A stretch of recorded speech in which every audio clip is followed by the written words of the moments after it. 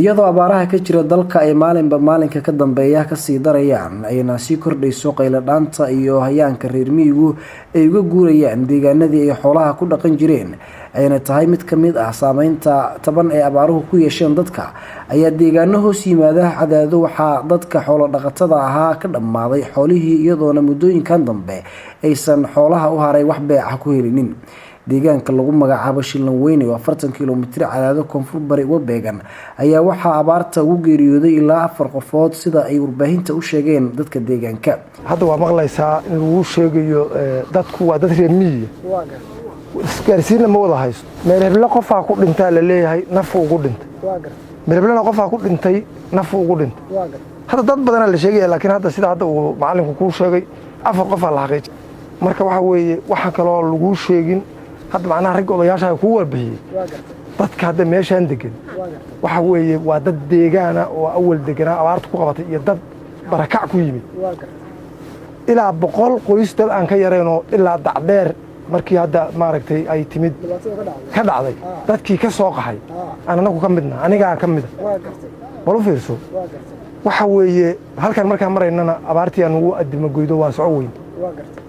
marka waxa weeye ilaahay baa wax ka qaban kara bini aadam wax kama qaban karo waxaan adduunka ka codsanaynaa in waxa weeye biyo iyo baad wixii naloo kari karo in la ka soo gaaro xooluhu ma arooraan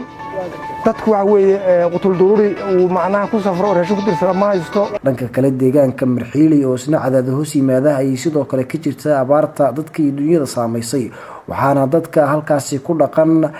ka leeday xoolihii ay ku noolaayeen waxayna la ildaran yihiin duruufaha abaareed iyagoona codsanaya in dadka walaalahooda ah ay gargaar bini'aadanimo u fidiyaan.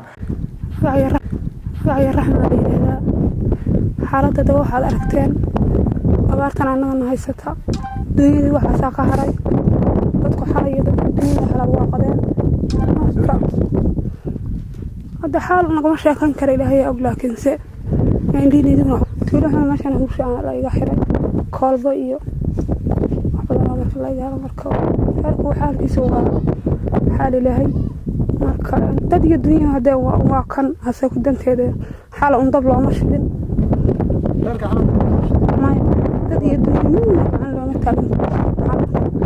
abaartu waxay noo saamaysay si xoog leh oo dhib badan oo aan roob aanan arag 2 sano aanan roob arag xoolihiina waa dhammaadeen wixii ka noolna waa waxa haddeer aan kor taaganahay dadkii baa haray oo haatan ilaahay wixii qof u dhintay mooyee oo jooga mooyee dunyadu waa dhammaatay sidaas weeye ilaahay aniga ladu waxay ahayd 150 saac ay ahayd arina waa laha ilaahay baa wax leh laakiin waa noo jooga arina waa noo jooga ladii 10 kaas neef oo meesha daaqaysa 140 kale waa dhintay kuwan hadda sida waxaan sidaan ku taaganay sidaas Xasan Maxamed Cismaan Somali News TV magaalada Cadaado.